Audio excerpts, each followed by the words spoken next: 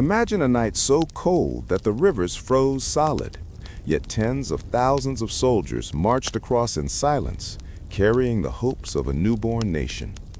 Imagine a time when the world's greatest empire believed it could crush a rebellion with ease, yet out of hunger, frostbite, and sheer defiance, ordinary farmers and blacksmiths rewrote history.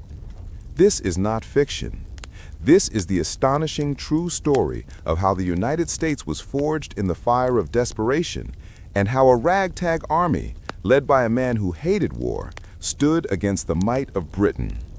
This is the story of America's Revolutionary War, but not the version you skimmed in the school textbook. This is the raw, unfiltered chronicle, the betrayals, the secret codes, the women who spied behind enemy lines, the nights when soldiers ate their boots to survive, and the single frozen river crossing that changed world history forever. In the mid-18th century, the British Empire was the closest thing the world had ever seen to unstoppable power.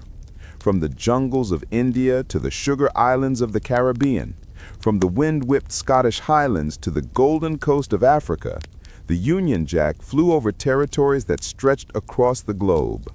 The saying was almost true: the sun never set on the British Empire.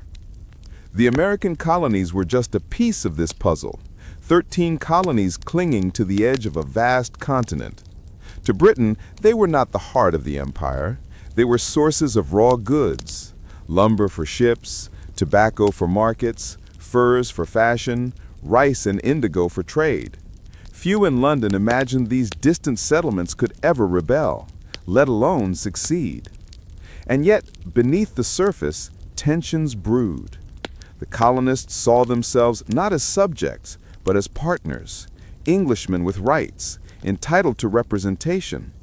When Britain began taxing them heavily after the costly French and Indian War, 1754 to 1763, resentment boiled. What London viewed as fair contributions, Americans saw as chains. But here is the astonishing part that textbooks often skip. Britain had never truly lost a war.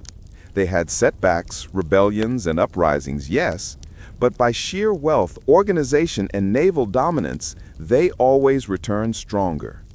For the farmers of Massachusetts or Virginia to think they could challenge that was nothing short